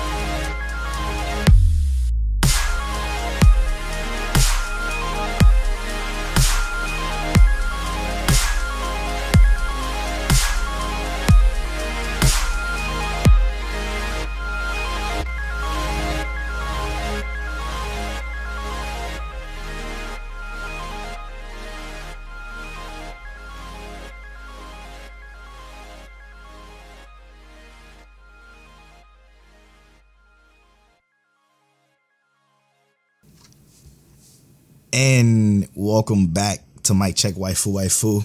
Do us a favor, make sure you go to shop.MicCheckWaifuWaifu.com. Check out the podcast merch, as well as join. Hey, Tell got something on the video version right now, as well as check out our Patreon. Support the Patreon to get access to our bonus podcast, The After Story, as well as early access to the video versions of the podcast 2 weeks before everybody else. And we're gonna be doing some special stuff on that Patreon too. So stick around for that. We love y'all. Just go to patreon.MicCheckWaifuWaifu.com too. So before we start the continuation of this very juicy episode, this entanglement, we want to share our new segment. Our new segment is going to be called "Get to Know MicCheckWaifuWaifu." Though, I just added the though. Hey. What we're gonna do is we have a Google Doc full of questions, full of just random questions, either personal questions or anime questions, whatever the situation is. We're gonna roll it in a number generator. Whatever number we pull, we're just gonna answer whatever question that number is associated with. So I'm going to do the honors of being the first person to roll the number generator. I'm going to say the number and Tell's going to read the question. So here we go. 3, 2, 29. Let's go. All right. So question number 29. If you could make a spin-off of any anime, what would it be? Ooh. If I can make a spin-off of any anime, what would it be? Like a spin-off series? Yeah. Shit. All right. So I'm not going to count the ones that's already been done. Sword Art already has a spin-off. Yes. The Fate series is a fucking spin-off in itself. Mm-hmm. It's a series of spin-offs. I'm going to go with my baby, my number one anime of all time, Kanat. I want more of him being with the one waifu we think he should have been with the entire time. Yes. Or at least give us a series where he's with one of each waifu, but an entire series of that. An entire series of that. Yes, bro. Holy shit. So like one series he's with one, other series he's with another, other series he's with another. Yes. Like that would be like 12 episode slice of life series. Although there's really only one waifu he deserves to be with. 100%. I think we all deserve that waifu. Facts. I need her. All right, Tell, what about you? My spinoff would be an Astro Lost in Space spinoff. Ooh. Kill him. Tell him. tell him. And it would either be I want to know like what like Kanata and the rest of the group does when they go back to space. Yes, bro. Or even like give me like slice of life drama. Like, yo, we are reacclimating to the world where we didn't know we were clones and how we fit in. Like, I want to know if there's like drama in the government for like, yo, these clones is like they live in here, but like, yo, what's the ramifications of this? Like, can I know what happened on Earth? Like, I want to actually see the World War III that happened on Earth. Oh my god, that caused this. Like, there's so many ideas they could spin this show off on. And you don't have to call it Astro Lost in Space. You can give it an entirely different name because they don't have to be lost in space anymore. They're not lost. It could be like the birth of Astra. Ooh, living life on Astra, relife Astra. Oh my god, so many possibilities, bro. What happened with old girl? Like it could literally follow old girl who was found in the the storage capsule. Yes, bro. Bro, listen, that's a brilliant idea. Yours destroyed mine, and I love it. Not at all. All right, man. That's a new segment. Get to know MicCheckWaifuWaifu though. Damn, that's a great segment, bro. That's a great segment. Next week, Tell's gonna roll the number, and I'm gonna read the question, and we're gonna answer it from there. We're gonna continue to add more questions to the doc and cross out the ones we've already used. So that's gonna be great. That's gonna be great. So this half of the show, we're gonna talk Fire Force, ReZero. What else? Fuck. Fire Force, ReZero, and Sword Art. Sword Art, yes sir. Yes sir. What do you want to start off with? Fuck man, we're gonna go into full spoilers into these shows, so be ready. Full spoilers ahead. If you haven't watched episode 1 of Sword Art, Fire Force season 2, or Fire Force season 2, the second episode technically, and ReZero. I want to start off with ReZero. Let's do it. I don't know if you heard me. Let's do it. Oh, I heard you. Okay. Right. I heard you. They had to eliminate Rim. Rim was taking over the world. They decided to take her ass out early. Like, you know what? Let's sit her down early so then people can get to know Amelia, who don't nobody really like, actually. So here's the thing. is that I hate that you're right. And it is actually something I didn't want at all. Yes. But they put everybody in check from the beginning. Yep. It was like, we know what y'all want. Fuck all that shit. Let's take it away from the beginning. Like, they're gonna use the director's cut of basically the director's cut ending at the beginning, first 15 minutes of this episode, which pissed me off. So they basically everything that we wanted, they took that away from us. They snatched it from us. Yes. And it wasn't necessarily a bad thing because it gives us something. It literally sets the tone for what we're striving for in this episode or in the season. And I love that they introduced an entire dynamic of like characters that we wanted to see anyway. What's his name? Betelgeuse. Ever since he got the hands put to him and he did what he did to Rem and Subaru, like we've been wanting to see, or I've been wondering, I don't know if everybody else been wondering, but I've been wondering who the rest of these sins are. Like who are the other people who represent the sins? We finally get to see. And we get to see how crazy they are. We get to see what kind of powers they have. His power was ridiculous. And then we have new sins. The sin of gluttony can literally eat your memories and your identity. Like, that's wild. Insane, bro. It's wild. He's OP. And I mean, he didn't actually like do any damage. That's what makes him so OP. Oh my gosh. He's fucking eating people's memories and oh my gosh. Of themselves. Not only of themselves, but everybody that knows them. Except for obviously Subaru, who's protected by the witch. Mm-hmm. Of course, that's a whole nother story that's deep inside of ReZero, and I think that's why we love it so much, man. It does that thing that Fire Force does with the story being in the background, and you have a main story, overarching story, then you have the story that's right in the forefront. When fucking Emilia said who's Rem for the fucking fourth time, basically, because I watched ReZero like 7 times before. When she said who's Rem, I just fucking I kept getting blown back, bro. I'm like, stop. Dude, I can't believe this bitch. Yeah. I can't believe her. Like, I want to fight her so bad. We did all this for you. Yo, I do feel a little like I know that Subaru loves Rem. And the fact that... And I felt it this episode, by the way. The fact that he kind of... Right? The fact that he kind of said, like, Rem told him that she loved him like how he loves Emilia, to me was like, you ain't tell her the whole story, bro. You ain't even tell her the whole story. Yo, you a shady dude, bro. Like, you ain't tell her the whole story. Like, you ain't tell her that you was ready to leave with her and just, like, forsake everything else. I just don't like Emilia, bro. I mean, she's okay.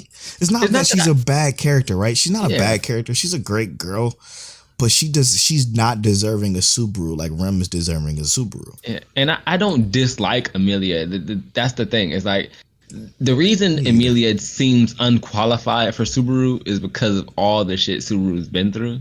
Yes.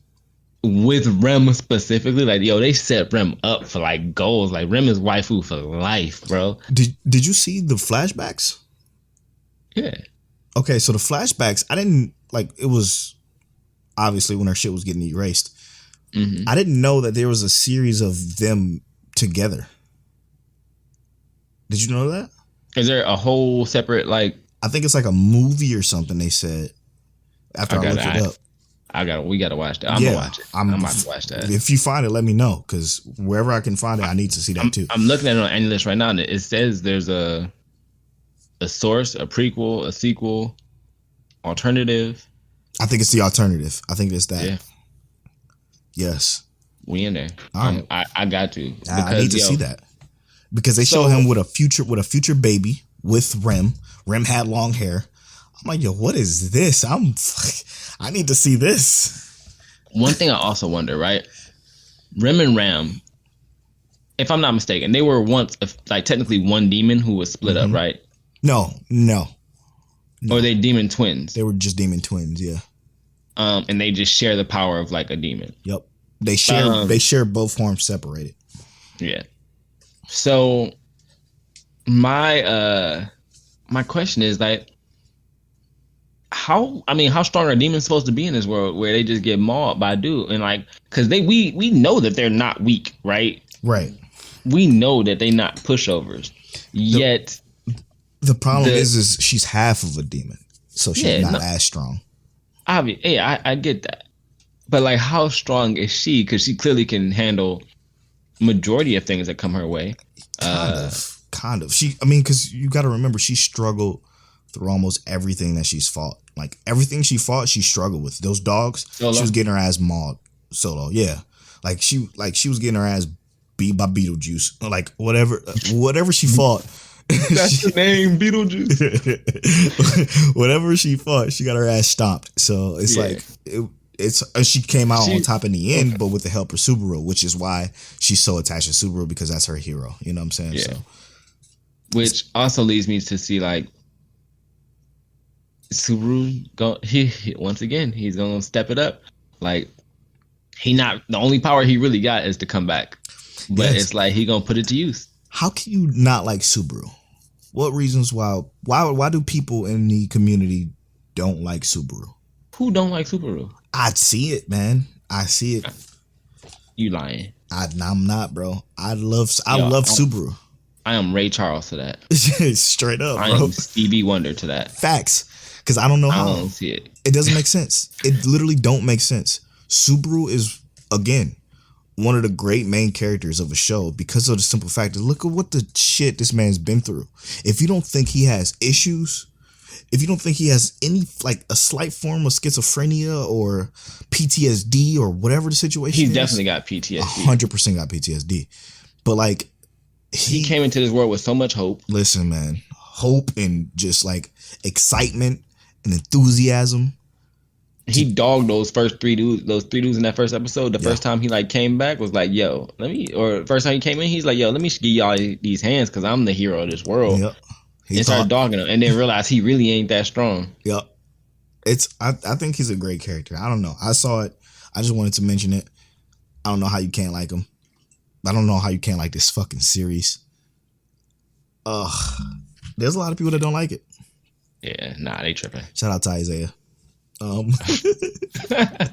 you, Isaiah. Don't worry about it, bro. We love you. We understand, man. Listen, it's not for everybody, and we don't judge. Kind of. I mean, we judge anime. Kind of judge anime. Yeah, we give our ratings and stuff. we don't rate people. But overall, though, this first episode of ReZero is kind of making it hard for me to want to watch it week to week. I can't fucking stand watching it week to week. If only I didn't have so much other shit to watch, I probably would be miserable right now. I also hate that it's only gonna be 12 episodes. Fuck me, dude. And then till June. No, I mean January. I mean, at least it's not gonna be like another, basically 6 years? Yeah, true. What was it, 6 years, 7 years? True. That we had to wait. Is it gonna come to a conclusion in January though? I don't know. I hope maybe this part, because I feel like they haven't really like given us a final series, and we don't even really fully know the extent of Amelia. There's things we just really need to figure out. So many. Are they gonna ever give us plots? That? Yeah. They say, and that's the beautiful thing that you talk about is layers. Yes, so many layers to this shit. So many fucking layers. Holy shit. Like the Amelia selection is pretty much the main overarching plot, right? Then you got the witch inside of Subaru.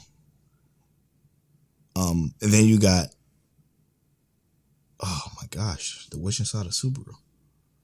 Fuck. Why is the witch's cult going after Amelia when Subaru has the witch inside of him? Bro, that's they think crazy. she's the witch because she's the elf. Half elf, that's right. Holy shit. This story's so good. Y'all are crazy. All right, y'all are crazy. This show is fantastic. Anyway, let's move on. What are we moving on to? I'll let you pick next. I really want to talk about Fire Force, but I low-key want to save that episode 2 and talk about Sword Art. Let's do it. All right. So, Sword Art. That episode got dark, bro. Oh my God, bro. I was like, hold up. Whoa. What is that? Like, they bring in fucking damn near rape into it.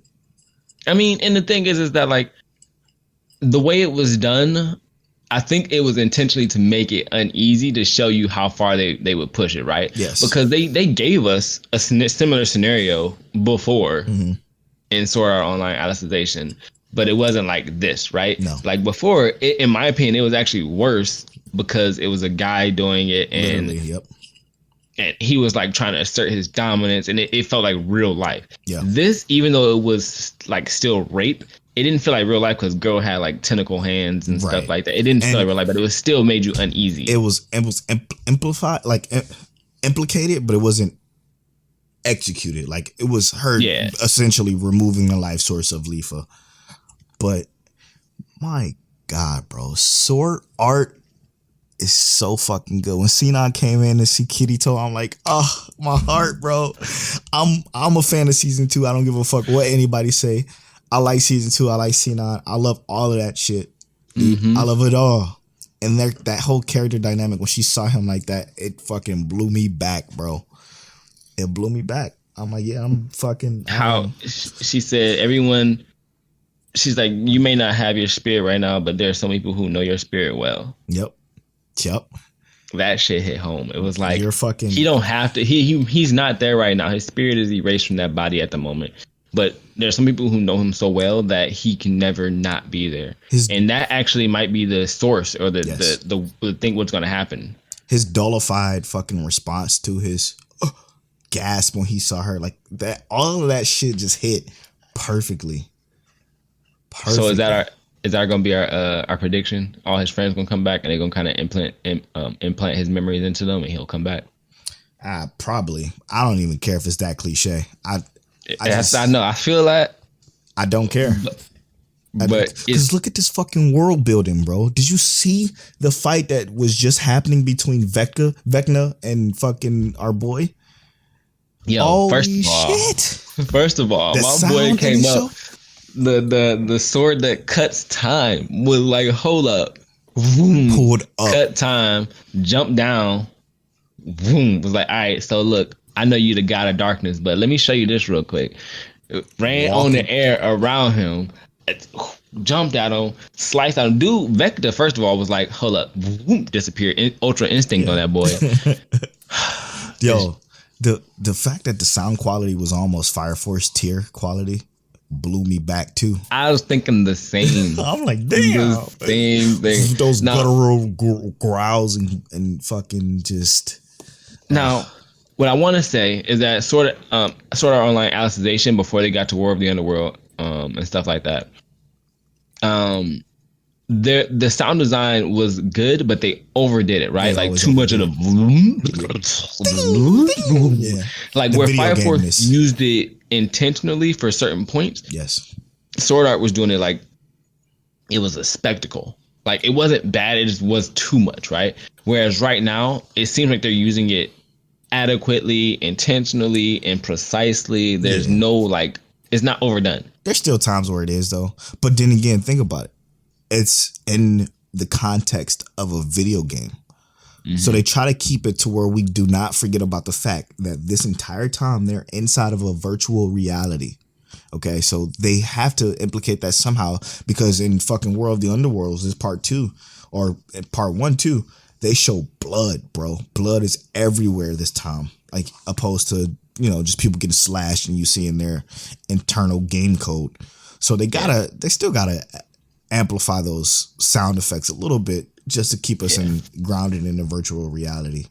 One more thing I wanted to say was the fact that she said, what more proof do I need? If you can talk, you're a human. Made a whole orc or who not. Girls call him Piggy, you better get down and oink for me. Made him feel like a human, and he broke the code. You know, when the eye bulges and burst, he's essentially done the unthinkable and broken the code and is no longer bound by it. And she was about to body the orc until Lifa was like, nah. I was holding back, and now I gotta handle you. Yeah, no, I don't know who I can kill in this world or who I can't. But fuck this, gone. Right. Which that part I didn't quite get. I didn't quite like that part. Like if Lifa could have done that the whole time, her excuse of I don't know who I can kill in this world, she was clearly evil. So you should have killed her. I think the reason she actually killed her was because she was trying to attack the orc at that point. And I think that was her reasoning. But it's also like, yo, what if she was like, I mean, she was clearly evil though. She pulled up evil. Yeah. Yeah. She came from the fucking ground evil. We can say she got caught off guard because she did get grabbed off guard, you know? Yeah. But I mean, you saw what she did. Yeah. She basically sliced her from a fucking mile away. Both her arms. Not just one, two. Gone. Just gone. Let me get both them hands. Let me hold those hands real quick. Bro. But man, listen, a great first episode. When Klein came down, I'm like, man, that was hard. They got these powers, bro. They're fucking killing these Americans. But it's like, the thing is that these are their avatars technically from other games that like built up. But the only thing is they can't die, because if they die, they lose their character that they built up all this time. Yep. Which would be shitty. Completely. So they can't even go back to the game that they came from. They'd have to start a whole new profile. Which, I mean, let's be real. It's not that bad. And if we think about it in real life, it's not that bad to start a whole new profile. But as a person in this world where this is like, you're actually in the game and you've grinded probably years for this character to be where they are, that's gotta suck. Yeah. Yeah. Yep. Who you think we're gonna lose? Cause you know we're gonna. No fucking way, really? Oh, you think we're gonna lose Asuna to Vector's brother? I don't think Vector's brother. I think it's gonna be Vector himself. I think Asuna gonna get chalked. No. You think it's gonna wake up Kirito too? I think it's gotta be something like that. Wait, his sister's not there. Lifa? She's there. Yeah. It's not gonna be Lifa. It's not gonna be her. It's gonna be either Asuna or Gun Girl. No. What? Mm-hmm. For one, Elizabeth still ain't in there. The rest of the people from the other game is on their way. That's what I'm saying. It's gonna be. I think it's gonna be Asuna. Mm. And really, the only reason I'm saying Asuna is because who else is that impactful to Kirito? I don't think we need anybody to be lost. We gonna see. Yeah, let's shake on this. See who prediction is right. I mean, maybe you're right, but I don't think we don't. I don't know. We don't know. I don't know. I haven't read the manga or any of the light novels at all. We haven't, so we don't fucking know. But I can't wait to continue it. Oh boy! Oh boy! Oh boy! So we on to that Fire Force? Yes, sir. So obviously we missed Funimation Con when they aired this episode. So people who've already seen it, y'all already know what happened. So let's talk about it. What's that, Polo? You just shaking your head, bro. This show keeps establishing why it's so fucking great. Did you watch the dub when I tweeted you or texted you? I think I texted you. Yeah. Wasn't that shit fucking crazy good? Yeah, it is good as fuck. Yeah. I had to go because I was watching the sub of episode 1, and pretty much most of my Fire Force has been between the two. The last 4 episodes of Fire Force I watched subbed. I don't know why. Then I rewatched them dub, and I'm like, okay, this is good. I can tolerate this. This is actually not bad at all. Yeah. But then when I started episode 1 of season 2, I started it dubbed, and I'm continuing it on dub. Holy fucking shit, Funimation. Why can't they do this with every fucking anime? The voices they pick for these characters, Shinra sounds awesome. The black dude sounds incredible. And the way he talked was fucking, like, it was legit. Like, man, listen. I was blown away, man. I was impressed. What I was more impressed by was... I love Captain's Force Captain too, by the way. Yeah. Shield. Yeah. So I was really impressed by the Shinra switch, right? Mm-hmm. Mostly for the context of it, right? I was gonna say that, yeah. We already had one person who can kind of do mind control in the first place, yes. Right? We had someone who can do mind control, but this person seems to be a little bit more aggressive, right? Mm-hmm. Like it doesn't seem like she can technically control your mind. It's more like she can only control your anger, or like your some kind of negative emotion so far. She was inside of his Adola burst. Yeah, or Dola Link, something like that. Yeah, well, the same. And essentially, what was really cool about it was the fact that we already knew Shinra's insecurities and whatnot in the first place. Yeah, but this is what Shinra would look like if he kind of like manifested all of that. Yep. That insecurity and anger. Became the devil. That everyone says he is. This is what he would look like. This is what he would be. And I don't know, bro. It's fire, dude. Like, the way she talked, and like it was so fucking. I know that voice actress too. She played in a couple of Slice of Life that I just love. And she acted this shit, like, because the way her normal characters are is more pleasant comedy, playful shit, and she brought that to this and a more sinister, fucking manipulative as. Like, it was believable, bro, and I was impressed. I haven't been this pressed in the dub since fucking probably Astro Lost in Space. Like, seriously, it was that good to me. And I'm like, man. And then Arthur's little backstory that they gave us, I was like, yep, this man is fucking great. Arthur jumped up like 10 spots to me with that one episode, bro. Bro, it makes so much sense now. All of it makes sense, man. And I love his personality now. Like, I already thought his personality was like cool in the first place because he believes what he believes because that's what he want to believe, right? Yep. And they told him, yo, you're the king of the castle now. And ever since then, like, his family wasn't rich or anything like that. They weren't royalty. He had to imagine that because that was what his family instilled in him, like that pride and that sense of like wonder, right? Yep. And every child has that, right? That sense of wonder. And that's kind of like what they gave to their son. And to me, that as a family thing is awesome to like give your family that sense of wonder. But also the fact that that's where his power comes from. Yep. The more like drawn into the world he is, the stronger he is. Yep. Like, he has to be completely drawn into it. If he believes he's the fucking king, guess who's going to beat him? Not a damn body. Bro. Nobody. And Shinra is clearly stronger. Yeah. And I think he was going to lose. I think Arthur was going to fucking destroy Shinra. Mm-hmm. Probably because Shinra wasn't his obvious self. Because if he was his obvious self, Arthur probably would have been split in half. But yeah, he wouldn't have been able to say like, oh, he wouldn't have been as determined to fight Shinra at that point. Exactly. Bro, listen, I can't. The fucking Illuminati in this show.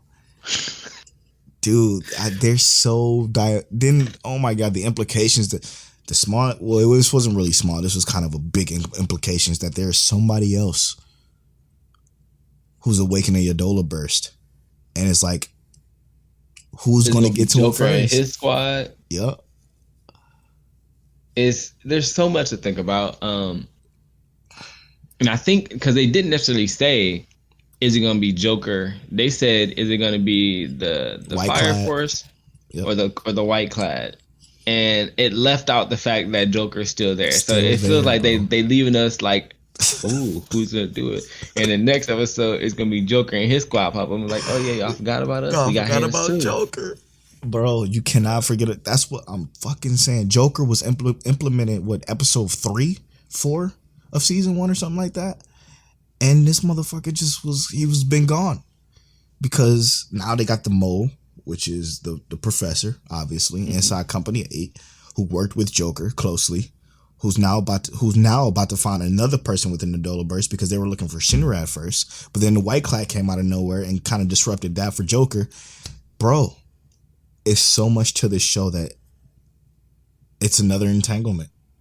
Between the 3 factions. This is the entanglement episode. I cannot stand how good this shit is, man. I can stand it. Keep making it good. Bro, the sound. Those fights. I didn't know that this was a whole new director and they're doing just as good as they did in season 1. Can I just say one thing? Now you can say 100 things. All right, my chair's finished squeaking. This month has been an amazing month of anime. Like, yes. Why is this month so fire? Why is it? Why is it so good? I don't know, bro. We needed it though. We fucking needed it more than anything. Like, for real. After all this COVID stuff we got to put up with, this month was like, yo, here I'm gonna hand y'all this greatness real quick. Hold that. Here's a little bit of this. Not to mention that, but it's not only been great for anime, but it's been great for MicCheckWaifuWaifu as well. Which is, I mean, we seriously cannot thank y'all enough for what y'all have done for us. This show is starting to snowball. And it's not snowballing in the way it used to. Like, it used to snowball 4 or 5 people a week. It's snowballing 10, 15, 20, et cetera, like big number jumps. And we can't express our gratitude enough for that. Like, we appreciate it more than anything. We appreciate y'all sharing it with other people. Shout out to you, Trey, for getting other the people wife? hip. Huh? Was it the wife or girl? No, it was just somebody else that they was just talking about us with, and he gave us the question earlier. Oh, we didn't talk about his question. Let's do it. Let's do it right now. Let's do the question. The question from Trey. All right, it's a great question. There's no way we're skipping this fucking question because it was a fantastic question. All right, we ready for this? We still got more episode. Don't forget. It's not over yet. This is the 2 hour. Yes, sir. Trey _ DeAndre says, question of the day. Are you more of a fan of binge or week-to-week anime? I mean, it's easy for me. Of course. You go first. I binge, bro. I can't fucking stand week-to-week anime. This shit stresses me out so much. Stresses me out so much. So, since you say binge, I'm going to do a counter argument. I'm going to go with week to week. Okay. And the only reason I say that is because, like, I like anticipation. I just don't. I like that mixtape too. But what you mean? like I love reading a chapter of My Hero Academia every week, right? But when it's like I gotta wait an extra week because they still in production, that bothers me. But if I have something to watch week to week, I love that because it always gives me something to anticipate and I get to breathe, right? I'm not a binge watcher. Like I can't watch TV for an hour straight. That kills me. So I have to watch something for like 30 minutes, walk away. Watch something for another 30 minutes and walk away. So I'm not a big binge watcher. And when I binge, like when I finish a whole series, like my romantic comedy Snafu that I finished in this week, that was way too much for me. And I watched a lot of anime this week. So I'm telling y'all, I'm not a binge watch person. I'm a watch 20, 30 minutes here, go do something outside. Watch 20, 30 minutes here, go draw something. Watch 20, 30 minutes here, go play a game. Something like that. So to me, I'd rather do week to week. And that's not just like a counter argument kind of thing. That's really who I am. Yeah. But also, I don't really mind binge watching if I can binge watch and do something else at the same time. Yes. So that's why, like, recently I have picked up more dub than normal. Like, normally I don't really watch dub. I honestly do prefer subs, but I will watch both. But I've been watching more dub because I need to keep my mind multitasking or else I won't be able to enjoy it. And that is the fucking key to my binge ability, right? Like a lot of the fucking times I do not just sit and watch just one sub show straight through because I can't. You can't. Your mind, it turns into mush that way.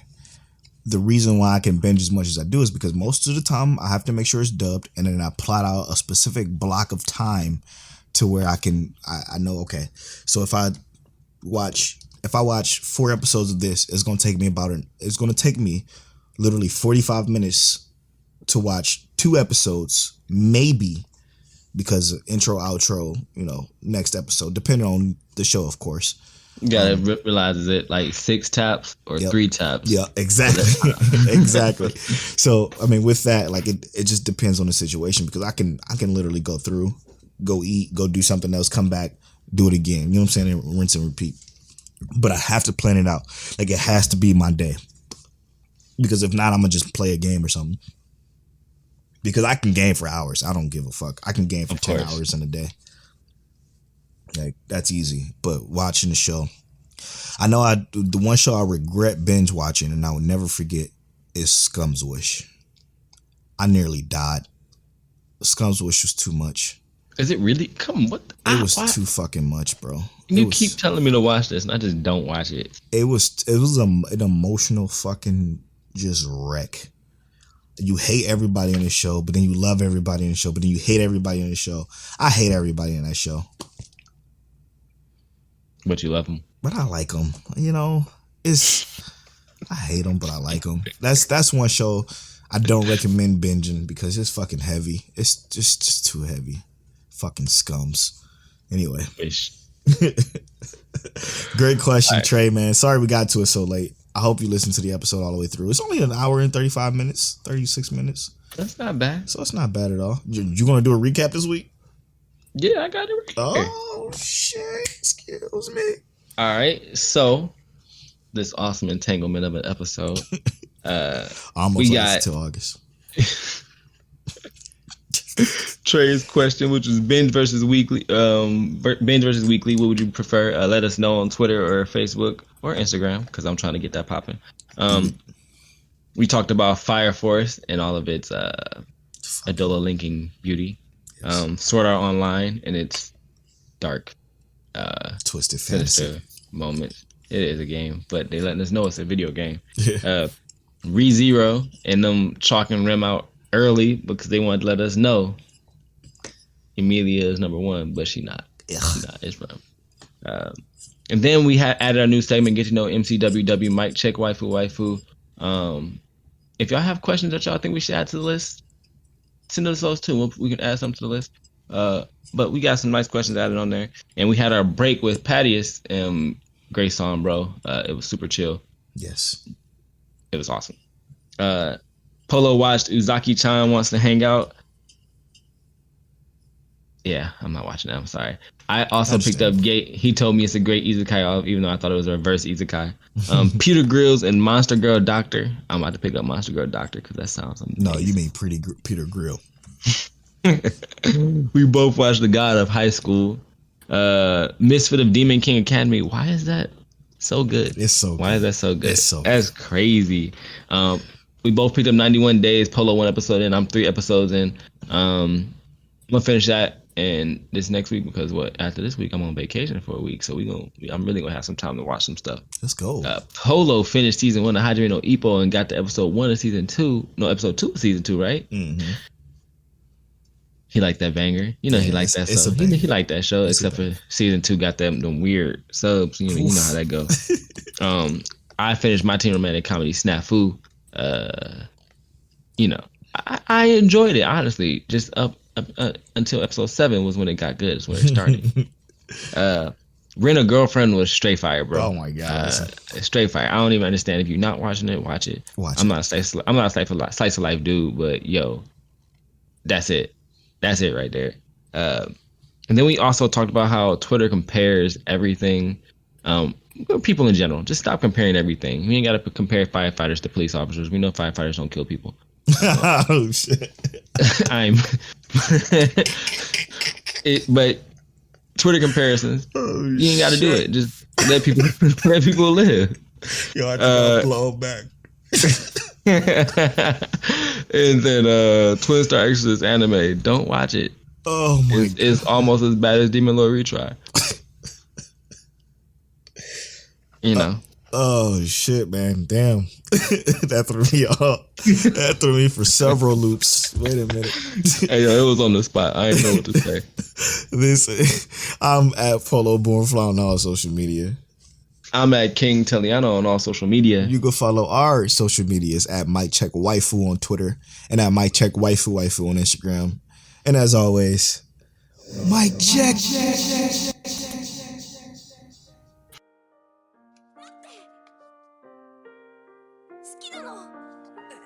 予行練習なんて全部嘘。You're now tuned into MicCheckWaifuWaifu.